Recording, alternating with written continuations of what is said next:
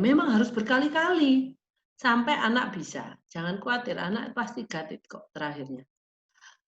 Ini adalah mengenai penggantian. Nah, kalau di sini memang contohnya, mestinya contohnya gini biasanya anak-anak itu.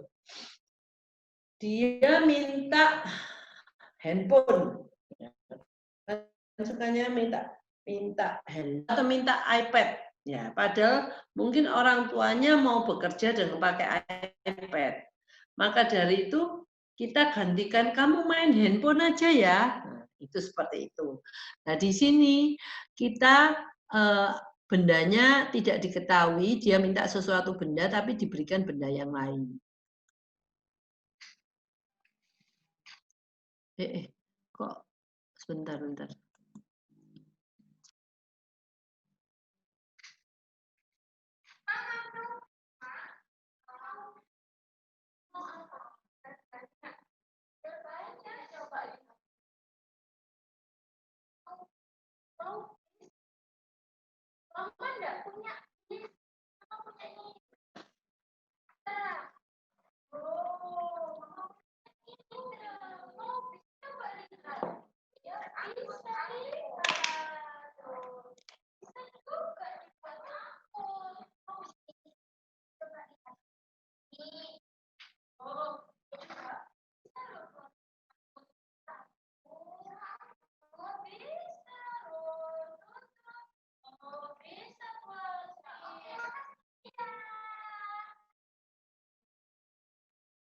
Oke, jadi ini adalah mengajarkan anak-anak menggantikan apa yang diminta A, kita kasih yang B.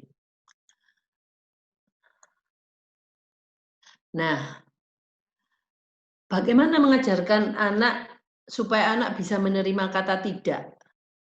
Itu dimulai dari benda yang tidak terlalu punya nilai bagi anak ya.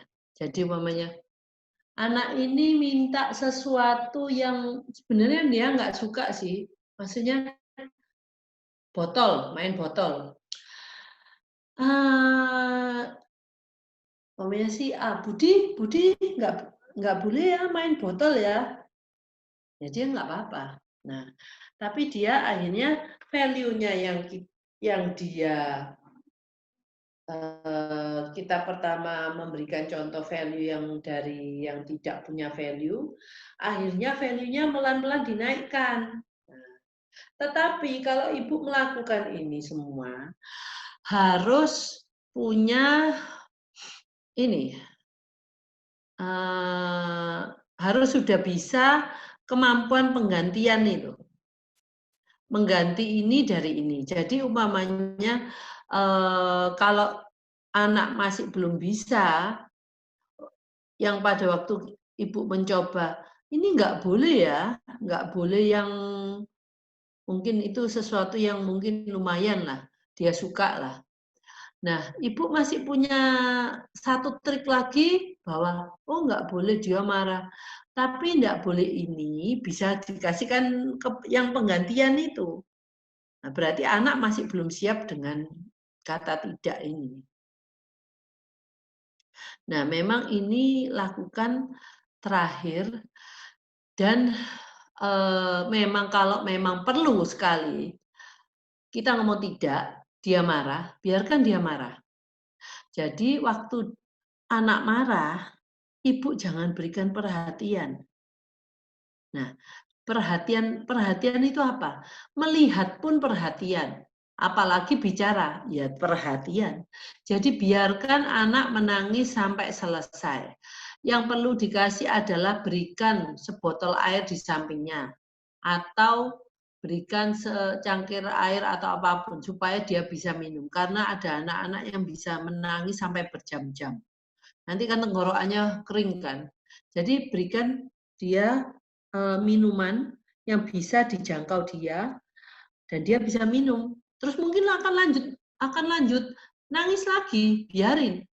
Begitu anaknya selesai menangis, barulah kita berikan perhatian.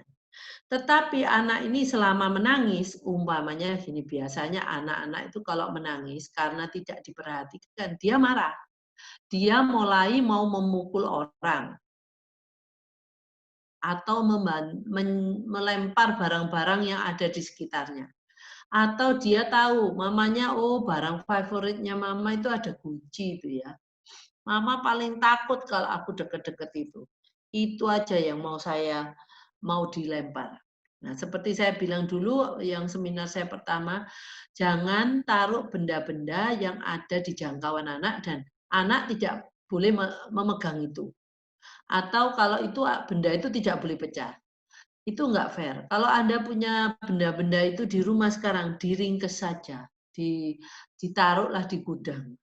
Karena Ibu jangan jadi kita jadi orang parno ya. Ke sana, jangan ini, sana jangan ini. Terus antara ibu dan anak belum mulai suatu hubungan sudah jadi rusak gara-gara benda-benda yang gampang pecah dan berharga itu. Jadi mungkin ya itu yang harus dilakukan oleh orang tua dulu. Setelah itu ya kalau anak-anak tidak dan dia marah, kalau dia melempar-lempar benda, kita pegang supaya dia tidak melempar benda. Kalau dia mau memukul orang, kita pegang tangannya, jangan sampai kita dipukul. Umpamanya kita kecelakaan sudah kena pukul sekali, kedua kali jangan biarkan.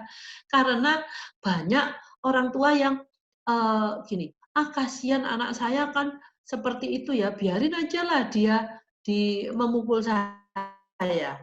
Enggak, kalau dia kita membiarkan anak memukul kita, itu kita memberikan pesan ke mereka. Bahwa memukul orang itu tidak apa-apa.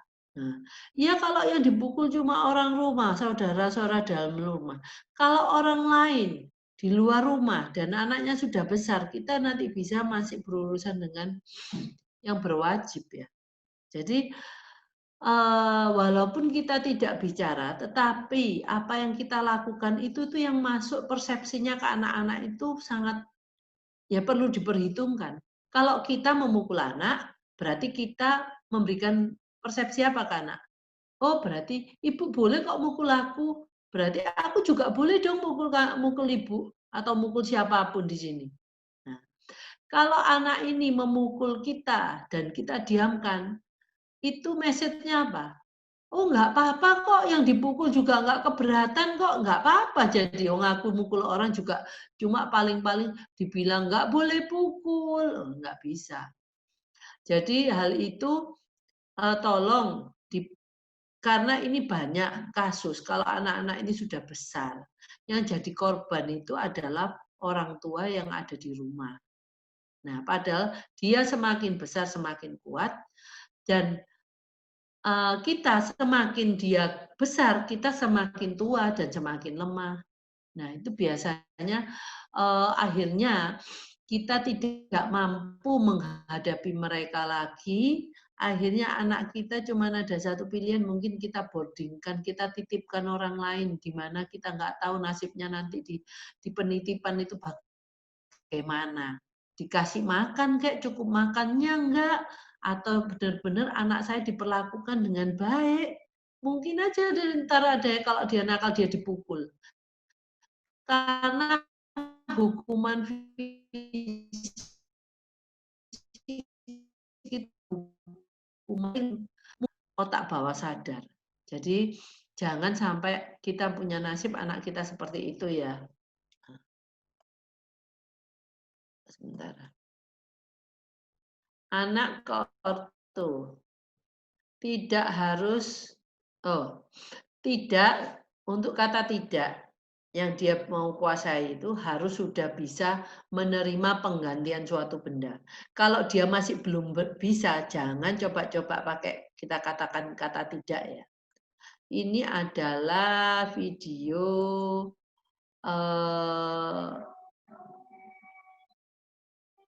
bentar kayak lupa ini.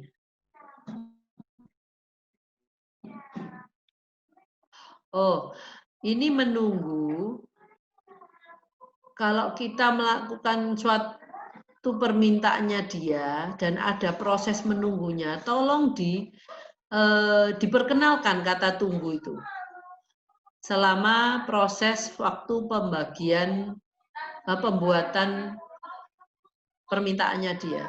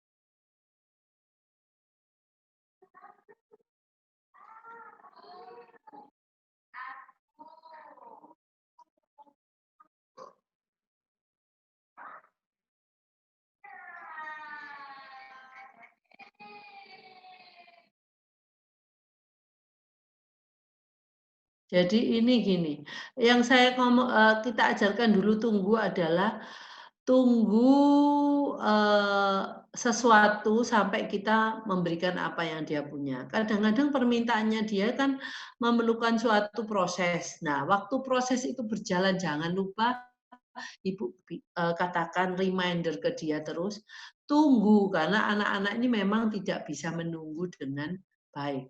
Mungkin bisa tunggu, duduk, gitu ya. Jadi dibiasakan kalau nunggu duduk, kalau nggak duduk saya nggak buatkan. Jadi kalau duduk lagi saya prosesnya jalan terus. Jadi ini sesuatu hal yang memang harus kita ajarkan di dalam rumah dulu ya. Jangan pakai di luar rumah kalau belum sukses di dalam rumah. Kalau ini adalah menunggu, tetapi orangnya sudah nggak ada di depan mata gitu ya.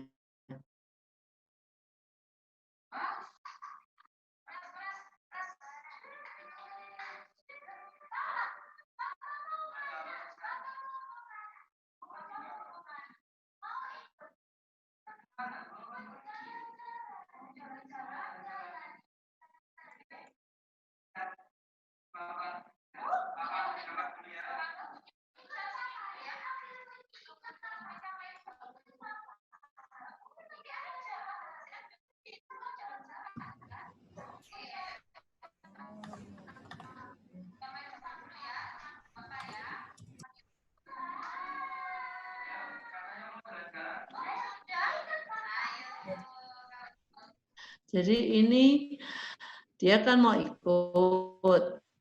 Nah, tapi dia disuruh menunggu. Tapi waktu menunggu ini orang yang menjanjikan ini tidak ada di depannya dia, tapi dia masih menunggu dengan sabar. Nah, ini intinya seperti ini. Nah, mungkin ini kebetulan ada orang yang mendistraksi dia pada waktu menunggu. Kalau yang nggak ada orang, ya dia sebenarnya harus bisa menunggu walaupun tidak ada orang yang menungguin. Mungkin lama-lama akhirnya dia menunggu orang yang mengamati karena kita takut anak ini gimana-gimana, kita memperhatikan dari jarak jauh. Sampai anak ini kalau bisa mempunyai kemampuan menunggu seperti itu, kita bisa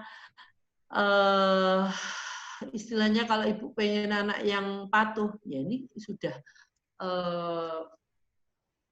nggak terlalu merepotkan kita sehari-hari. Problem kita sehari-hari kebanyakan ya dari ini aja lah. Problem dari anak, minta sesuatu ke orang tua, nggak dikasih, nggak bisa terima, nggak bisa menunggu, nggak bisa dapat penggantian. Nah, orang tua memberikan instruksi ke anak juga nggak mau melakukan, orang tua memberikan instruksinya nggak terstruktur seperti saya yang berikan. Jadi itu instruksinya itu harus dibangun dari yang paling mudah sampai yang paling sulit. Jadi itu yang mau saya bicarakan, bahwa